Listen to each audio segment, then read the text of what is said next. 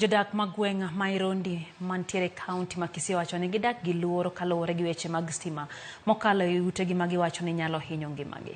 Jodak go wacho ni jotije Kenya Power emane oketo weche go mobedo machiegni kodgi kendo ywak ma gisegolo pok onyago lemo moro amora. Jotend kambino korgi to wacho ni gitimo nonro e wach ma kamano.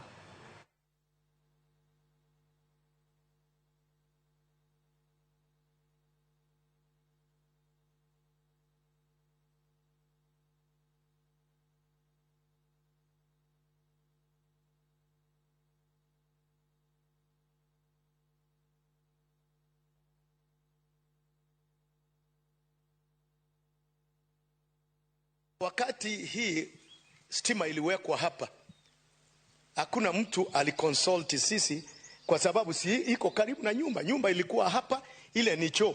Walikuja kuweka katikati ya compound. Hizo waya unaona siko juu ya nyumba ya ndugu yangu pia tena pale. Sasa wamekuja kuharibu. Mimi naomba ya kwamba Kenya Power iwe responsible for what their people have done here. Many people are suffering. Hapa mashamba imekuwa kidogo. Ni hiyo compound nimepewa hapa hivi. Alafu sasa unaona vile wamekuja kufanya. Hii ni nyumba. It's very dangerous.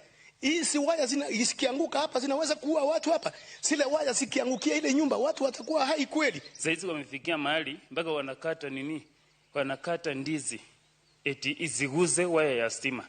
Is that proportional? Ukiangalia ukweli.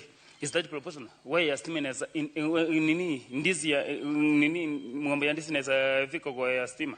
Kama wanataka kufanya kazi nzuri, wasituharibie mambo ya wasitumie excuse ni mambo ya stima, watuharibie chakula yetu. Hatuna masamba.